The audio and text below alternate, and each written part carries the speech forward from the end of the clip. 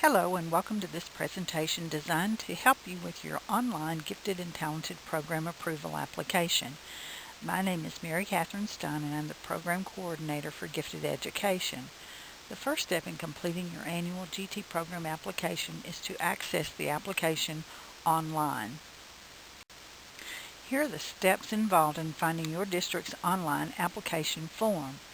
First, go to the ADE Data Center at the address provided or access the ADE Data Center icon on the arkansahed.org website in the lower left corner. Find the icon for online forms and click on it. You will need to log in with your Triand account information on the screen. A list of forms will appear. Click on the Gifted and Talented Program application.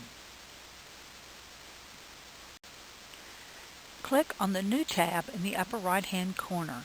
The application for your school district will load automatically with the correct form for your district based on where your district is in the 6-year monitoring cycle.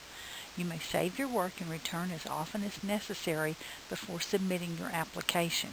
You will need to put something into all the boxes on the screen to progress to the next page, so during the time you're working you may want to type a placeholder and return later. Please submit the application by October 15th. The first screen you find is the authorization page. Please review any information that may have already populated the form and make changes as necessary. Emails about the status of the report are sent to the superintendent and the GT coordinator based on the emails entered, so be sure they are correct. If you have more than one high school and multiple AP coordinators, please list all their names and emails in the boxes provided.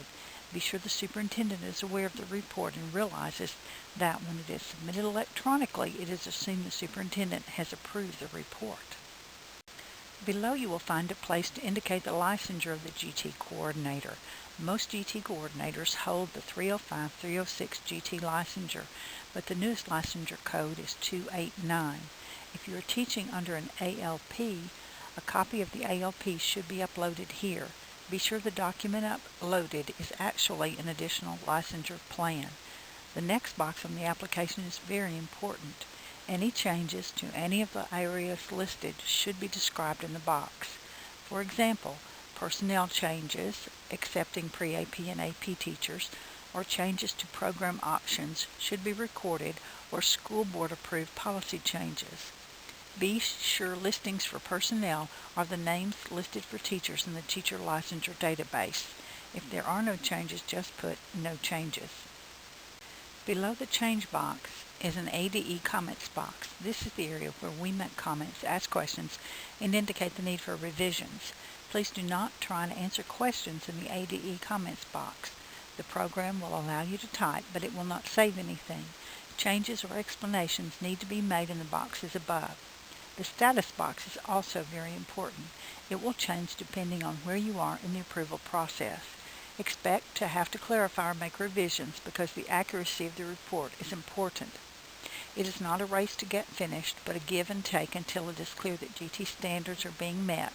When you have completed a screen, be sure to click the Save button or your work will not be saved. A closed tab will appear and then you will know your work has been saved. Then you can click Next and go to the next screen. If you want to see the next screen, you will need to put a place marker in the boxes before it will let you save and go to the next screen. Screen 2 is the report about student data, the program options for services being used, and the documentation of the services. The graph across the top of the screen will be filled in as you enter data. The ADE comments box for this page and the Save button is near the top, which can be confusing.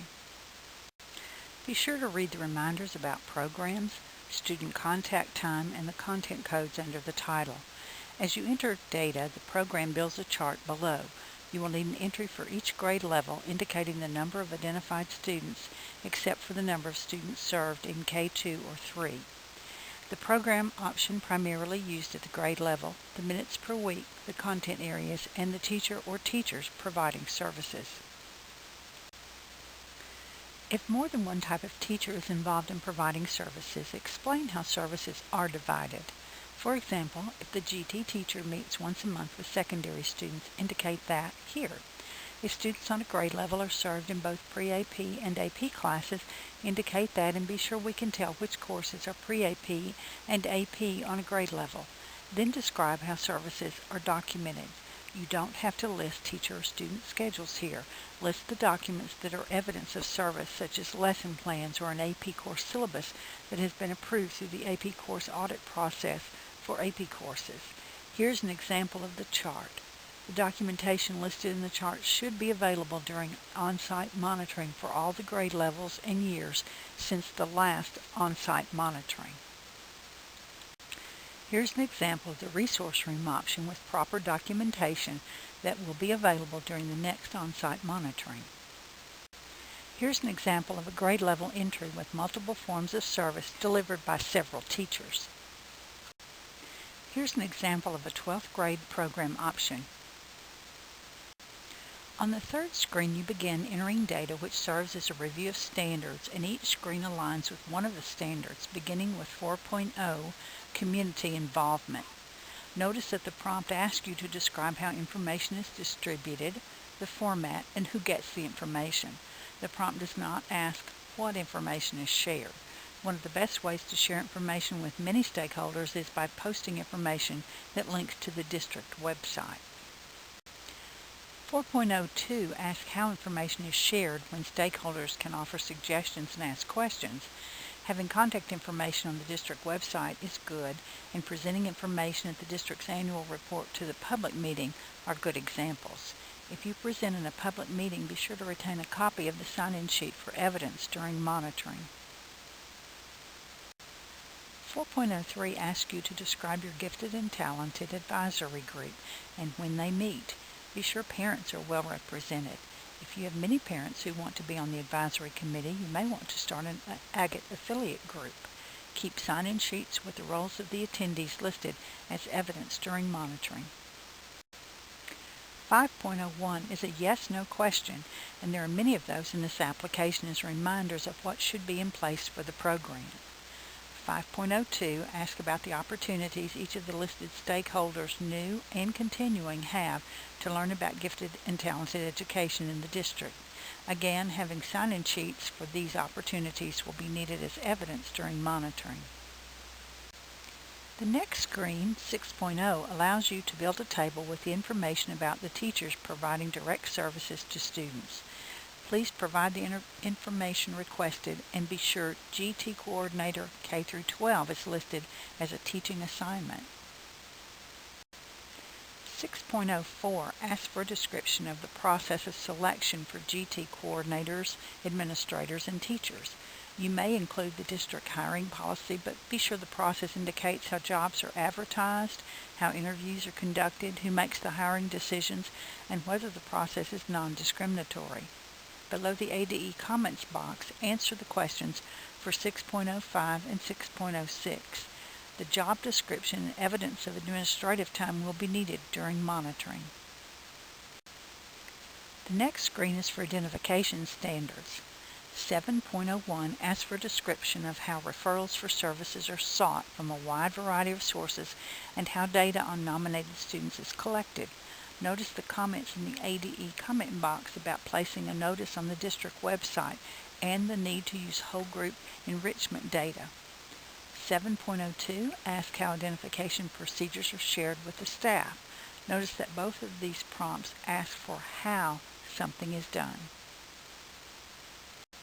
7.03 is a yes/no question about whether the standard for placement committees is followed. 7.04 asks about the variety of information and procedures used in making placement decisions. Notice the comment about reviewing the identification process to identify more low-income students. 7.05 is a yes/no question about making placement decisions based on multiple criteria and not using single score or cutoff to include or exclude students. 7.06 through 7.11 are yes/no questions asking whether the standards of identification are being followed. The next screen addresses Curriculum 9.0.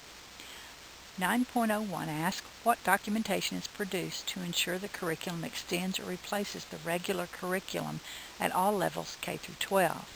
9.02 asks about the documentation produced to ensure the GT curriculum is differentiated in content, process, and/or product. 10.01 through 10.06 are yes/no questions asking whether the standards of evaluation are being followed. When you click and save the evaluation data screen, you will go to the application homepage screen. Notice that each part of the application has an individual status. There is also a submit button on this screen, and when you are ready, click it so your application is submitted to us. You and your superintendent will get electronic emails regarding the status of your application. Be sure to review the comments and make revisions as needed so your application can be approved. Each time you make revisions, please save each screen and hit the submit button on this screen again until the application is approved. Your application will be archived online for future access. Thank you for viewing, and thanks for all you do for gifted students. From the Office of Gifted and Talented and Advanced Placement, that's Mary Catherine and Crystal, please call if you need additional assistance.